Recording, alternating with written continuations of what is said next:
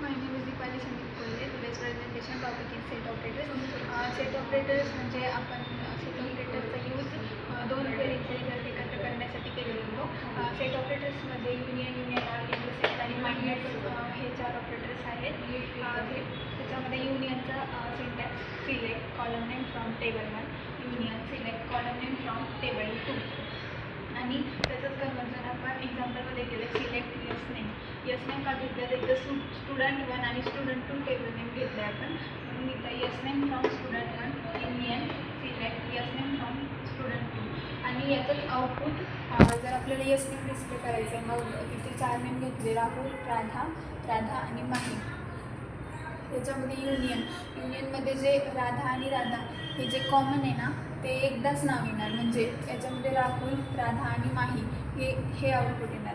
तर त्याच्यानंतर next union ऑलचं syntax select column name from table 1, union all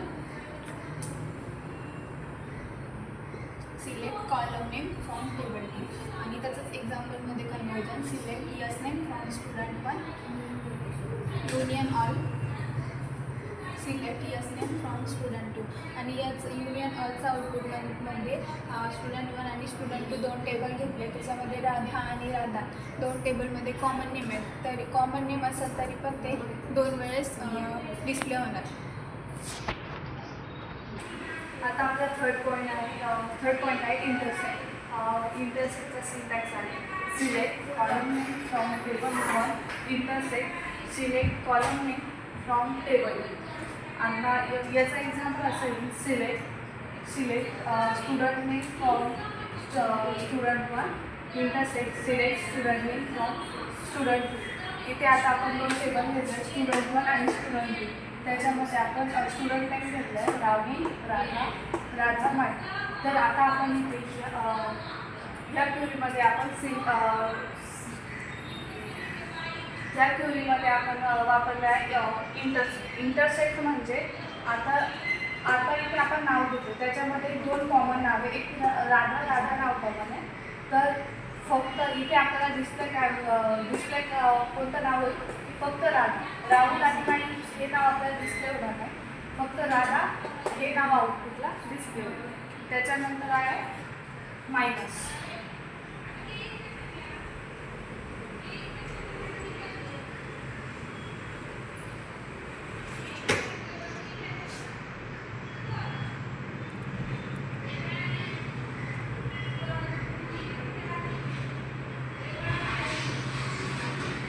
मायनसचं syntax as it is आपण तसं पहिल्यांदा केलं होतं ना, तिथे फक्त मायनस हा वर टाकायचा. म्हणजे याचं सिंटॅक्स येईल select column name from table 1 minus select column name from table 2.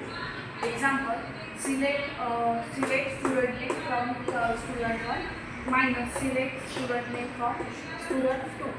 आता कॉलम आहे आपला म्हणजे पहिलेच दोन टेबल आहे. तर राहुल, राधा माही हे नाव आहे. फक्त मायनसमध्ये काय होईल, जे नाव आपल्याला दोन आलेलं आहे. आता या टेबलमध्ये दोन्ही टेबलमध्ये राधा हे नाव रिपीटेड झालेलं आहे.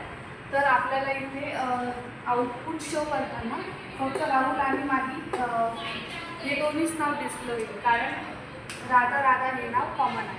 त्याच्यामुळे मायनसचा अर्थ असं होतो की जे नाव कॉमन आहे ते डिस्प्ले होतं. तर आमचा आजचा प्रेझेंटेशनचा टॉपिक सेट ऑपरेटर्स हा होता. आम्ही दोघीही मिळून तो कवर केला आहे.